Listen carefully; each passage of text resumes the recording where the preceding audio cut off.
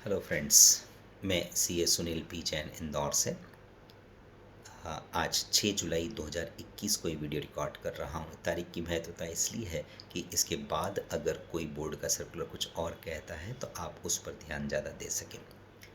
अभी 1 जुलाई 2021 से income tax में टीडीएस को लेकर एक नया सेक्शन एप्लीकेबल हो गया 194Q। बहुत चर्चा है, बहुत सारे क्लाइंट्स के इस पे फ़ोन आ रहे हैं कि इसको कैसे लागू करना है और ये क्या प्रावधान है। तो मैंने बेहतर समझा कि क्यों ना इसका एक छोटा सा वीडियो रिकॉर्ड कर दें जो सभी के लिए काम आ सके।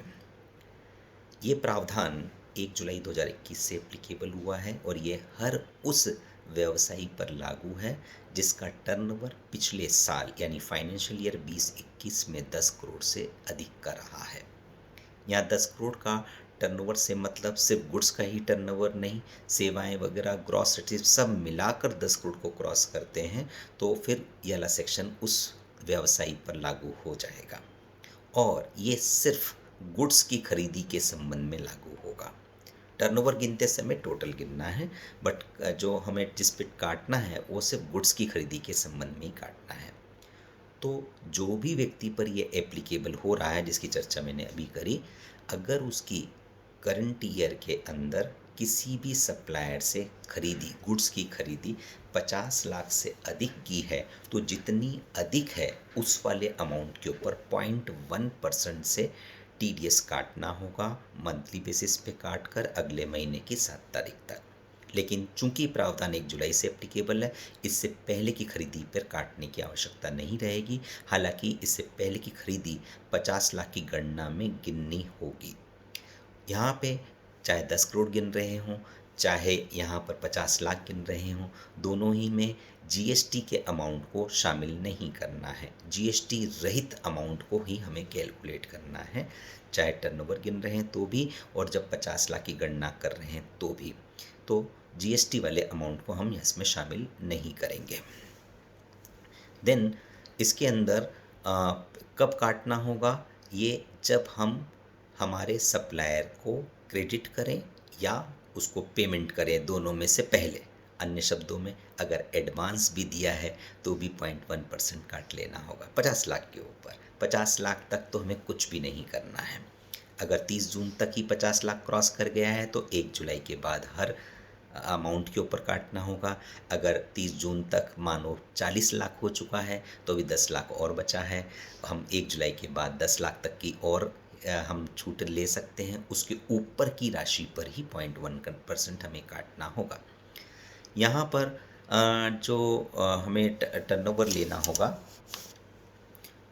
वो तो हमने क्लियर कर लिया, बट एक और प्रश्न उठ रहा है कि अगर किसी से हमने मान लीजिए 70 लाख का मान लिया और उसमें से 10 लाख का वापस कर दिया तो फिर कितने पे काटना रहेगा। अगर सेम महीने के अंदर है तब तो कोई बात नहीं, आप 70 लाख की खरीदी करी थी, 10 लाख का आपने वापस कर दिया, आप एडजस्ट करके 60 लाख और 60 लाख में 50 लाख तक की तो साल भर की छूट है।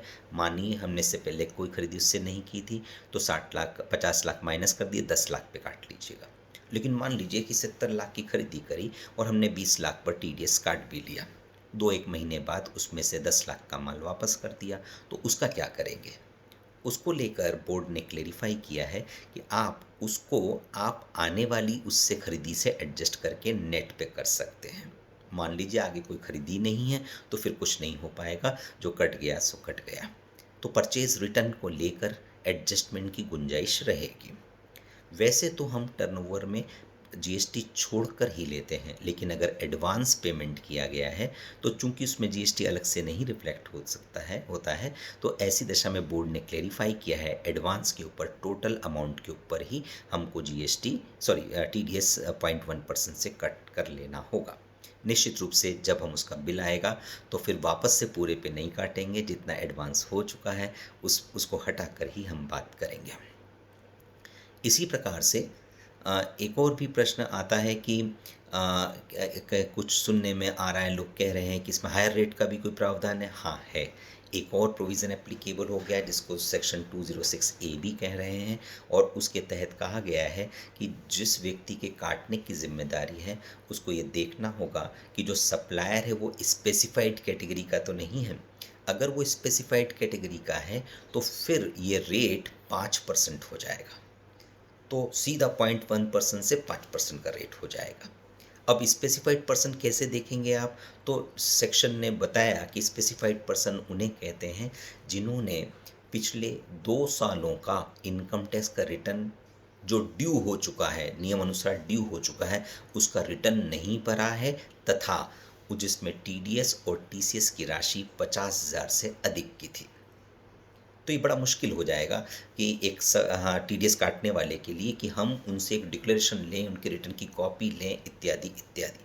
इसको लेकर भी बोर्ड ने एक अच्छा क्लेरिफिकेशन दे दिया और कहा है कि ये सब आपको देख इतना मेहनत करने की ज़रूरत नहीं पड़ेगी, क्योंकि वो एक यूटिलिटी ला दिए हैं, जिसके तहत आप कंप्लायंस पोर्टल पे जाकर आप किसी का भी पेन नंबर, एक सिंगल सप्लायर का पेन नंबर या बहुत सारे सप्लायर का एक पेन नंबर की लिस्ट को बल्क चेकिंग कर सकते हैं। मान लीजिए आपने 1000 पेन नंबर एक साथ उसके अंदर चढ़ाए, तो कुछ मिनटों में ही वो कंप्लायंस पोर्टल निकाल कर दे देगा कि इनमें से 2 या 4 लोग ऐसे हैं जो स्पेसिफाइड कैटेगरी के हैं, तो उनके ऊपर आपको 5% काटना पड़ेगा। फिर हर महीने हमको चेक कर लेना पड़ेगा, क्योंकि इन्हीं 5 का देखना पड़ेगा। कोई मान लो कि आगे उन्होंने कोई कंप्लायंस कर लिया हो और उसकी वजह से वो अपग्रेड होकर नॉन स्पेसिफाइड कैटेगरी हो गए, तो नॉर्मल 0.1% काट लें। अदरवाइज़ हर बार हर महीने देखने की ज़रूरत नहीं पड़ेगी और आपको इस तरह से स्पेसिफाइड कैटेगरी पर हायर रेट से टीडीएस काटने की आवश्यकता रहेगी। बोर्ड ने इस संबंध में 2-3 सर्कुलर्स जारी की हैं, काफ़ी अच्छे हैं, लेकिन मैंने मोटे तौर पे सब कवर कर दिया है। जैसे इस सर्कुलर में एक महत्वपूर्ण बात कही है कि इसके अंदर शेयर सिक्योरिटीज़ जो कि रिकॉग्नाइज्ड स्टॉक एक्सचेंज में डील हुआ करते हैं, उस रिस्पेक्ट में ये टीडीएस की आवश्यकता नहीं रहेगी। तो इस तरह से ये 194 क्यू है। एक ऐसा ही प्रावधान 206 1H भी 1 अक्टूबर 2021-20 से आया हुआ है, वो भी इसके पैरेलल है, लेकिन दोनों एक साथ नहीं लगेंगे। जहाँ पर दोनों लगने की संभावना आती है तो 194 क्यू लगेगा, 206 1H नहीं लगेगा। 206 1H क्या है, इसको हम एक अलग छोटे अन्य वीडियो से क्लियर करते हैं। यहाँ तक के लिए इतना ही काफ़ी है।